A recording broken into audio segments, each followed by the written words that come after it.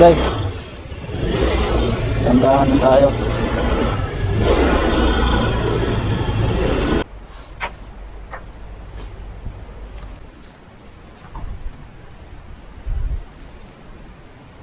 Ang ganda ng view dito. In this episode mga kabiyahe, pupunta tayo sa Abra Road, dun sa Nueva Ecija. Nueva Ecija ba na yung rota natin ngayon. So ayan mga kabiyahe, subukan natin na makarating doon. Hopefully open kasi dati kasi malapit lang kasi sila yung yung Apayao Road, at saka same sila ng daanan, or I mean same sila ng klase ng daan, bangin. So hopefully guys, open ngayon. Hopefully makapasok tayo ngayon sa Abra Road, and hopefully makarating tayo dun sa makarating tayo dun sa mga kabiyahe. Makarating tayo dun sa Century Old Bridge, dun sa boundary ng Bangi de Abra at saka Ilocos Norte. So kita-kits muna tayo dun mga kabiyahe. So update mga kabiyahe, dito tayo ngayon sa bayan ng Bana. Tapos na ako.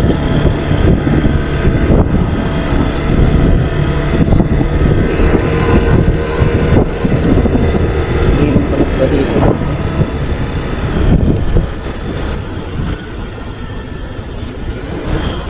Grabe yung daan guys.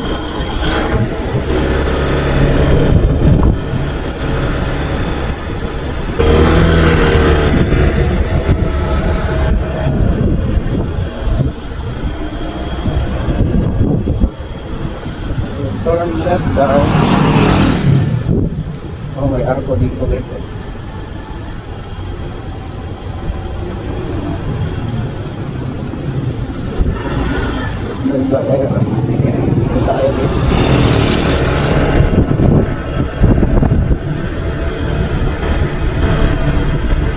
Bali guys, lalabas na tayo ng bayan ng Bana.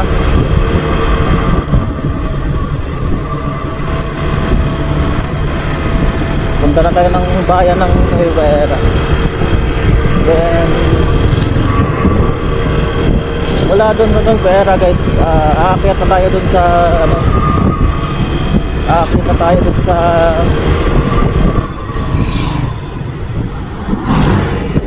Abra Road. So by the way pala, sa hindi nakakalam, yung Abra Road is parang Baguio din siya. May makikita mga pine trees, hamog, ayun.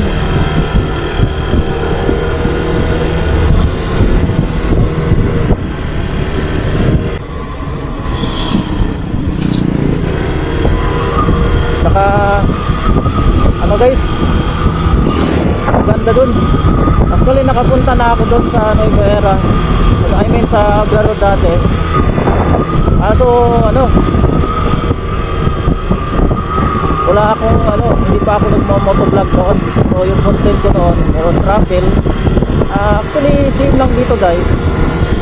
Kaso lang, travel. Tapos yung ginagawa ko dati, nag-arkila lang ako ng motor ng mga kaibigan ko, backride lang ako. Tapos binabayaran ko lang sila. So punta kami ng isang lugar. Yun nga, nakapunta ako dito sa Abra Road. So hopefully guys, today pupunta natin is open. Para hindi naman masayang yung natin, yung gasolina at banlog natin, yung pagod natin papuntang Abra Road. So ayan, update ko lang kayo guys kung nasa na tayo, bayan na tayo ng Nueva Ecija. Ayan, bali guys, nandito na tayo ngayon sa Nueva Ecija. So pinabaybay ko na yung daan papuntang paakyat ng Abra Road.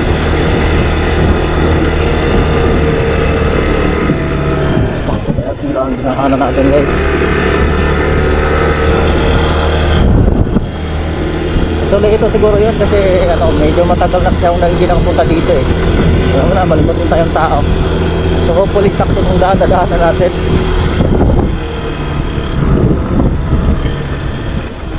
Ah, ito, naalala ko na. Ito yung ano na ito. So, ito yung ano, may Jaya Eco Park. Ah, okay. So, dito yung pa-Abra Road guys. Hopefully okay na yan. Thank you for the operation.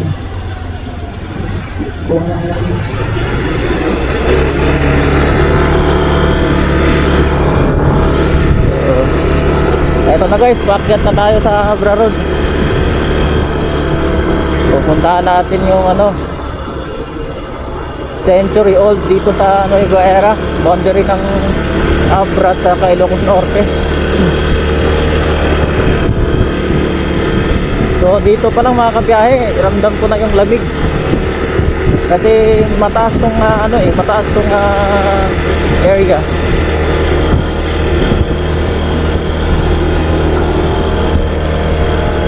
Saka dahan-dahan lang tayo mga kabiyahe kasi ano, basa yung daan, muulan kasi dito.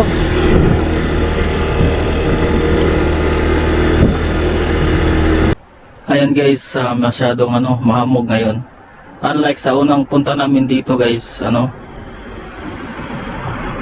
wala masyadong ano guys. Kumbaga nakikita tong bundok na yan. So pagpunta namin, last punta namin dito guys, yan, bundok na yan.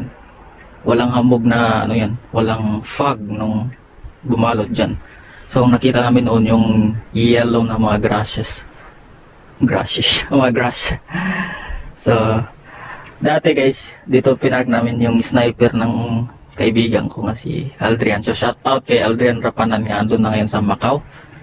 So sa ngayon guys, yung gamit natin si Model T150 Fi ni Euro. Dito guys, napaganda yung ano dito noon eh. Napaganda yung view dito noon. Pero maganda pa rin guys. Pero masyadong malamig yung punta natin kasi Swansea oh. Nababalutan tayo ng hamog. So by the way, time check guys is alas 8:32 ng umaga. Yan.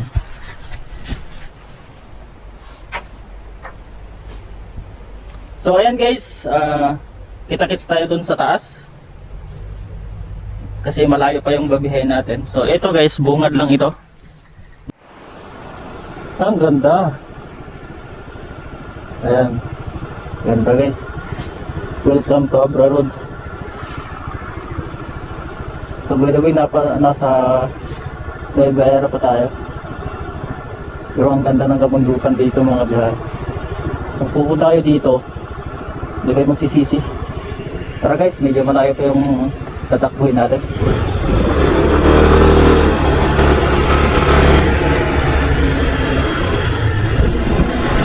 Solo ride.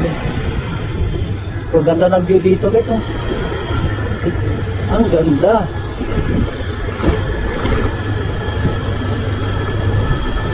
Ganda ng daan guys.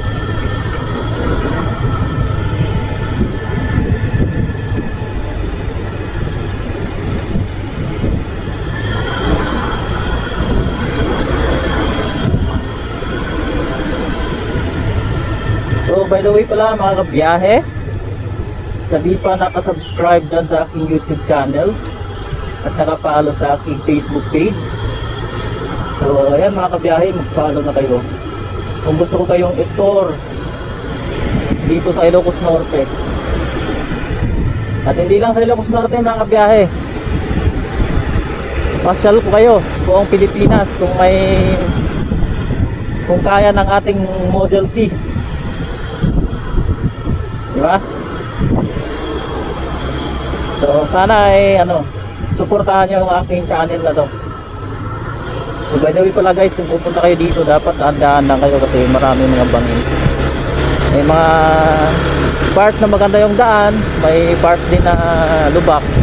At saka may part din guys mga kabiyahe na sira yung daan. Kalahati lang na iwan ng kalsada. Yung dapat speed control. Ayan. Saka hindi kailangan mag ano dito guys, pabilisan para bilisan yung motor mo kasi hindi mo ma-enjoy yung view, di ba? Kaya ang ginagawa ko 40 km/h lang yung takbo ko guys, kasi hindi mo ma-enjoy yung view pag mabilis yung takbo di ba? Ganda pa naman dito. So ito yung sinasabi ko guys, may basa, may lubak, pero carry lang yan guys.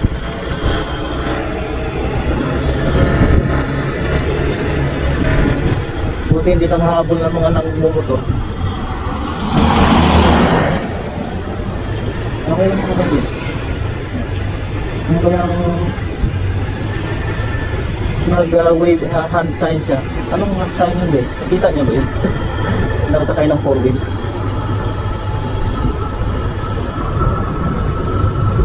Or ano lang yun?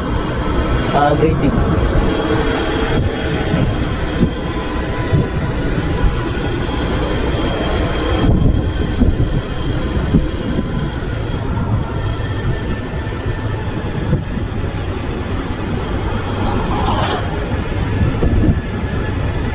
Yung mga dumadaan pala dito guys, siguro yung iba galing Bangidabra. Kasi yung daan ito guys, yung daan ito, Abra Road is papunta itong Banggid. Ito Bangidabra. So kung pupunta kayo sa Abra Province, pwede kayo dito dadaan. Pero malayo na guys, and also dapat kung dadaan kayo dito, mataas ang capacity ng pool tangke. At least 12 liters or 15 liters to 20 liters kasi nasa mga 100 km plus yung daan na walang gasolina.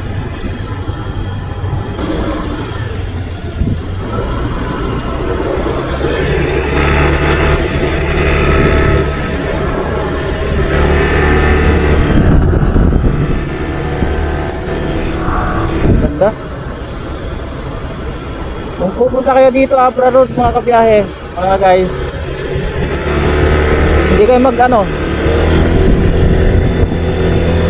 hindi kayo magsisisi kasi ang ganda ng ganda ng view.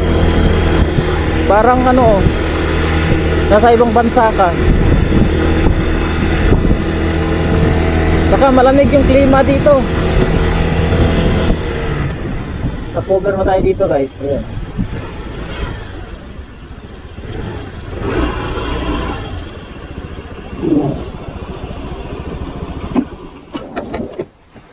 So, kita mo yung na yan guys, ang ganda.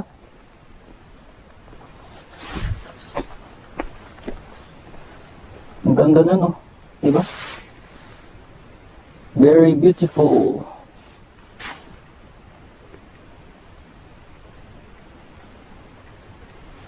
Dati guys, yung area na to, medyo brown yung kulay noon kasi nung pumunta kami dito ng Bradildo yan is summer. So ngayon, kaka rainy season kaya yan, green na green yung matatanan yung mga kahoy. Pero maganda pa rin guys. Ganda, super cool. Sarap magbiyahe guys, sarap magmotor. So by the way, yung nakita mo yung parang green na yun, hopefully nakita sa camera, yung parang pulang parang lupa. Madadaanan natin yan guys, madadaanan natin yan. So bungad pa lang ito guys, pero ang ganda na ng Abra Road. So bisitahin nyo na guys yung Abra Road.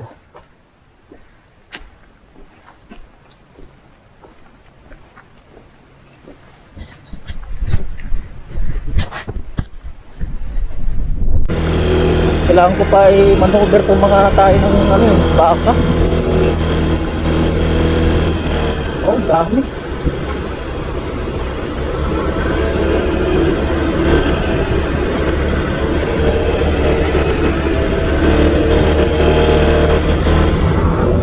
Wala, may case. Ito pala yung lupa dito pula.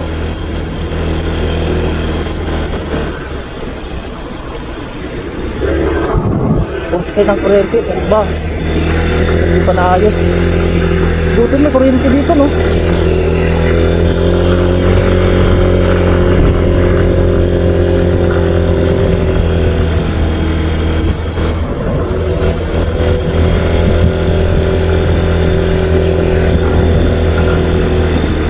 Panay uphill yung nadadaanan natin, guys.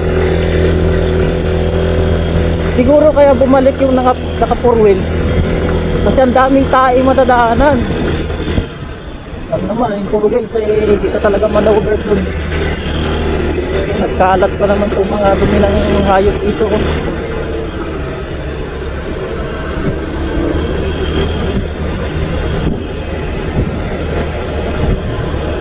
Saka delikado din yung daan dito guys.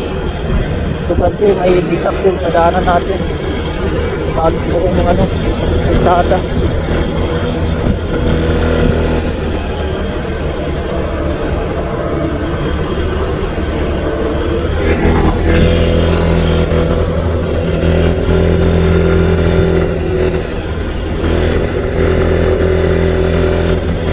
Bilib ako dito guys, may linya ng kuryente oh. Talagang ginagitan nila to. Siguro may mga daanan ko yung ano tayo ng ano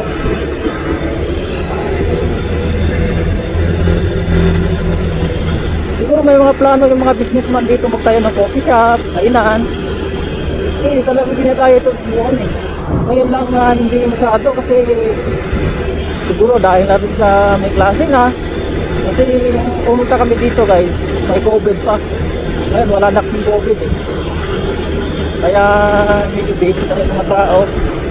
Bumalik tayo sa normal yung trabaho kasi hindi na ano dalim yun. Hindi ko nakita yun wala yung dati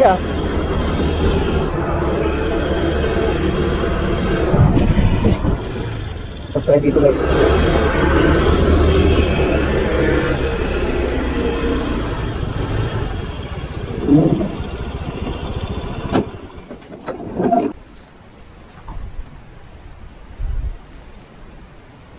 Ang ganda ng view dito.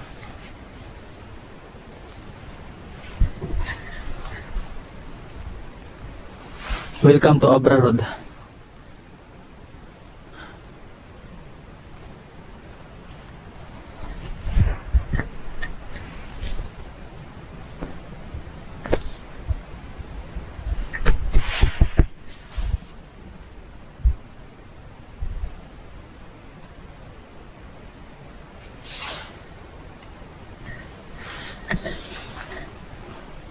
Wala akong masabi, ang ganda doon oh. Green na green yung ano. Green na green yung halaman, yung mga damo. Ang ganda ng rolling hills dito.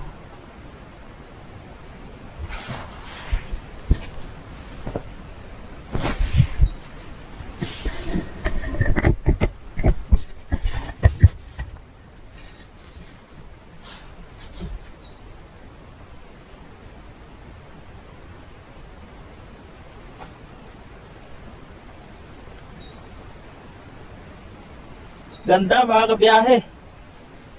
Welcome to Abra Road.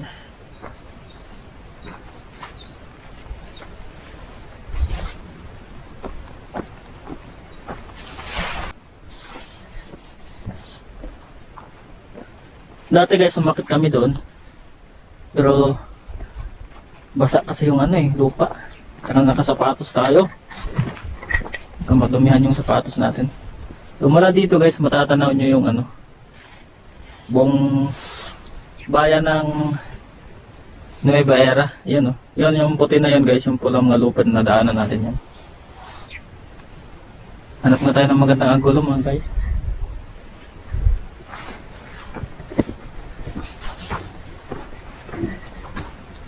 Hanap tayo ng magandang angulo.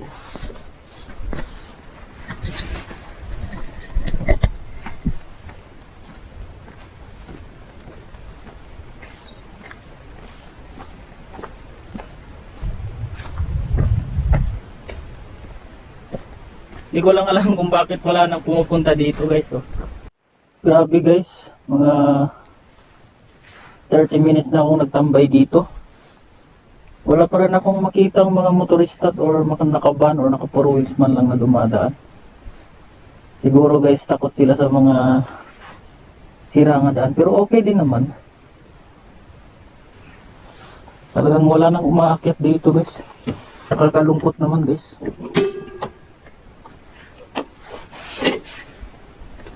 So, sa ngayon, try natin maabot yung century old dito. Talagang dinadayo dito.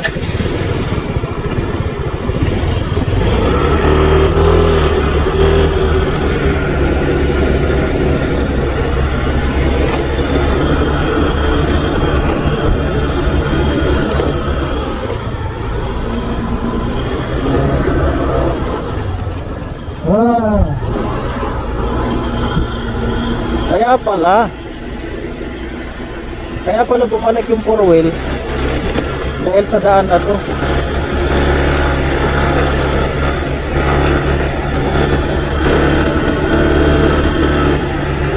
Sarado kasi daan na to guys.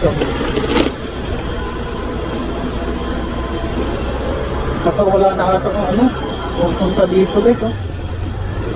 Pati yung arko ng may hazard na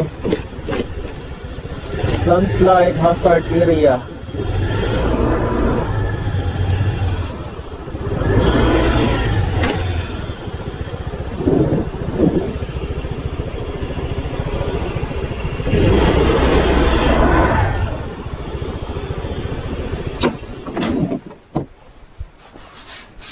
Grabe guys Ito yung arko guys, yung welcome to Abra Road. Ayan hopefully nakikita nyo.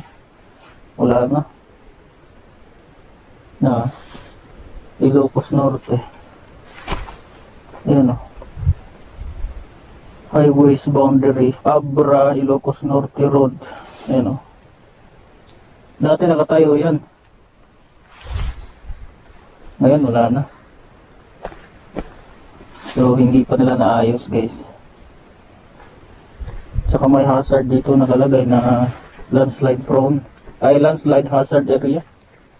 So ito pala yung ito pala yung Budic. Try natin puntahan kung okay pa ba.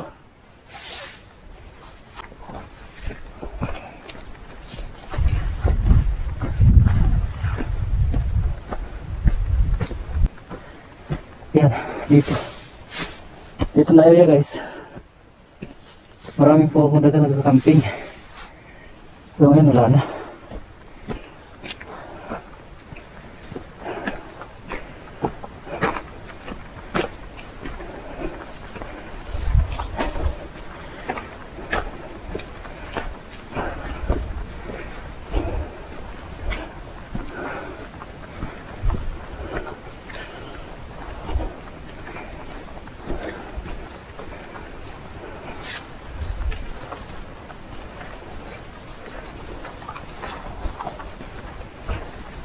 Mga basura na doon natira.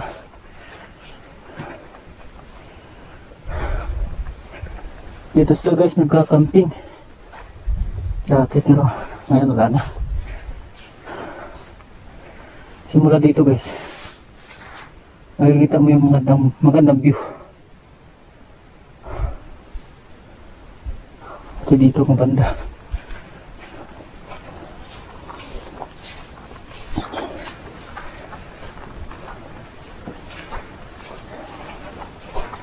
Hindi na nila na talagaan itong simula nung dumaan dito yung super typhoon na bagyo. Doon nasira yung mga daan dito. Ayan, ang ganda dito.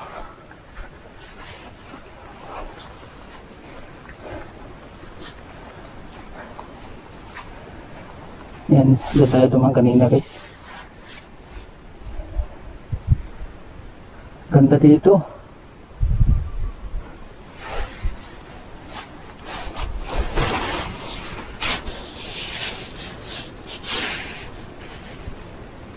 Ang ganda.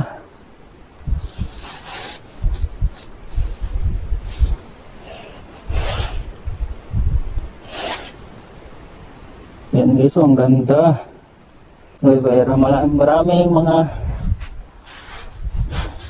nagka-camping dito noon, pero ngayon wala na.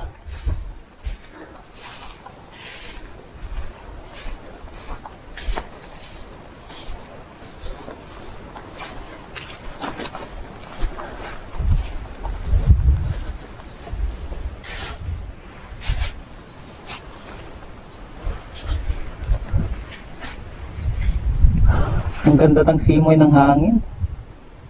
Talagang nakaka-refresh. Tsaka ang lamig pa. Kahit painit guys, di mo ramdam yung init ng araw kasi yung simoy ng hangin malamig. Ayan mga biyahe. Tuloy na kaya natin biyahe papuntang Century Old.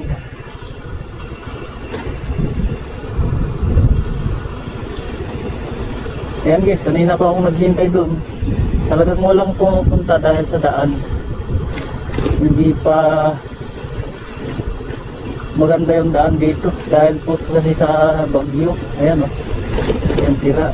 Ayan, itong daan na to guys, kung pumunta kami dito, okay pa yan. Ginagawa pa ngayon, magbalik ko. Tapos na nga, pero sira na naman. Another repair ang gagawin nila dito sa lugar na to.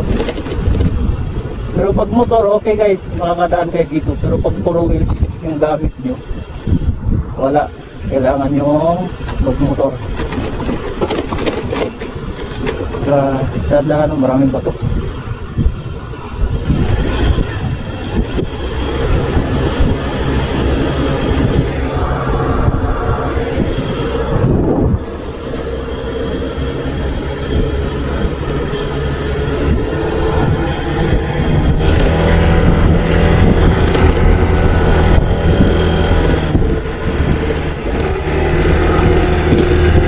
Dito guys, dati ang daming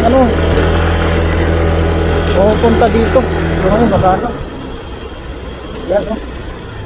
Dito ang daan. Ang slide.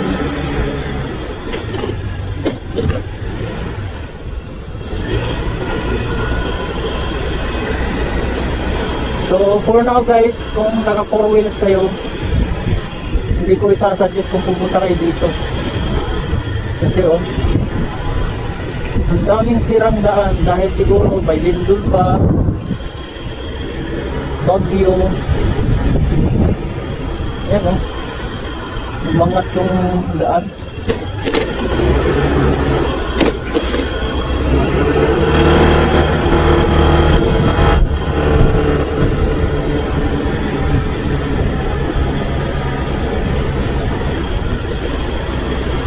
So try natin makarating doon sa guys, doon sa Century Old.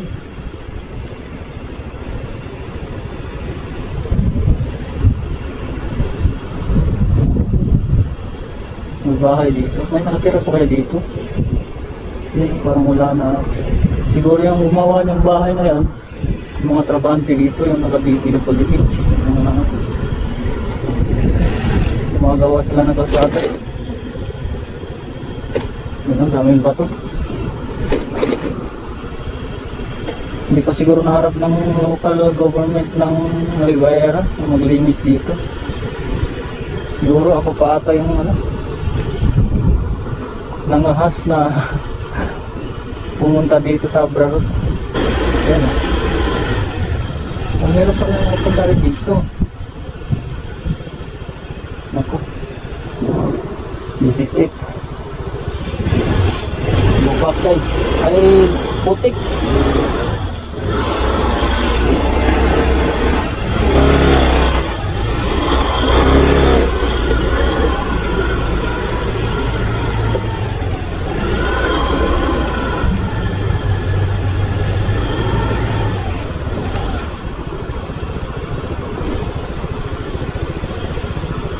Naku.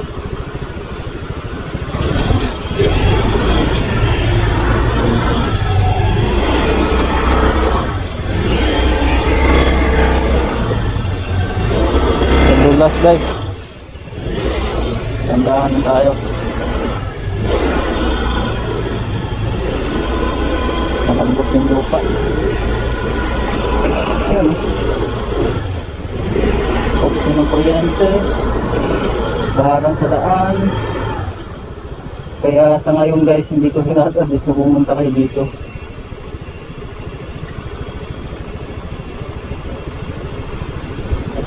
Yun, no? Kaya. Panay landslide eh.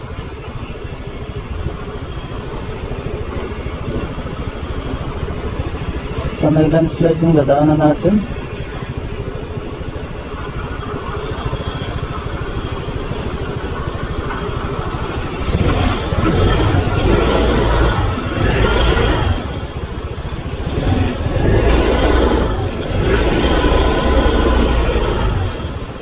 Yun o. Poste. Hindi pa naayos nila. Grabe yung daan na dinaanan natin guys. Napaka putik oh. Ito yung motor natin. Ayan oh. Putik na masyado guys oh. Kaya hindi na ako tumuloy doon sa Century Old. Punta doon kasi yung daming landslide. Dito na lang tayo guys. Maganda din naman yung ano dito, view.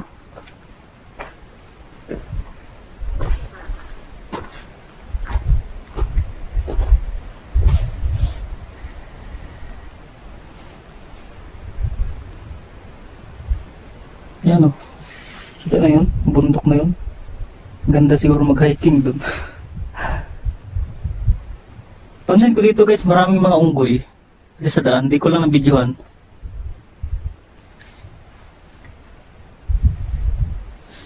Daming mga unggoy sa daan.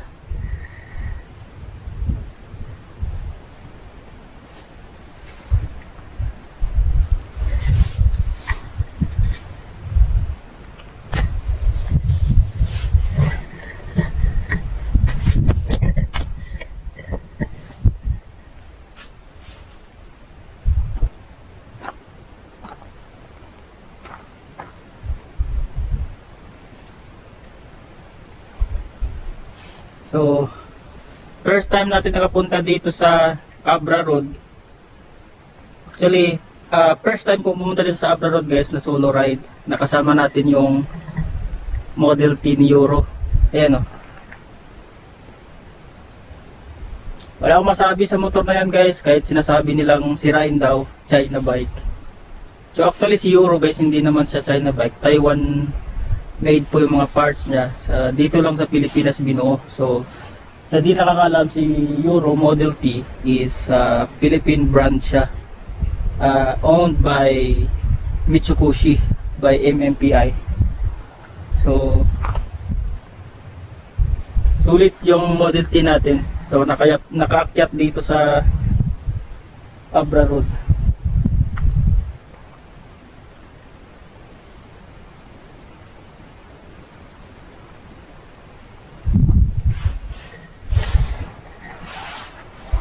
Ang ganda siguro guys no kung ano. Ang ganda siguro kung dito ka nakatira. Tapos pagising mo ng umaga, ito yung matatanaw mo. Ayan o. Ang ganda ng views. Sulit yung magpunta natin dito.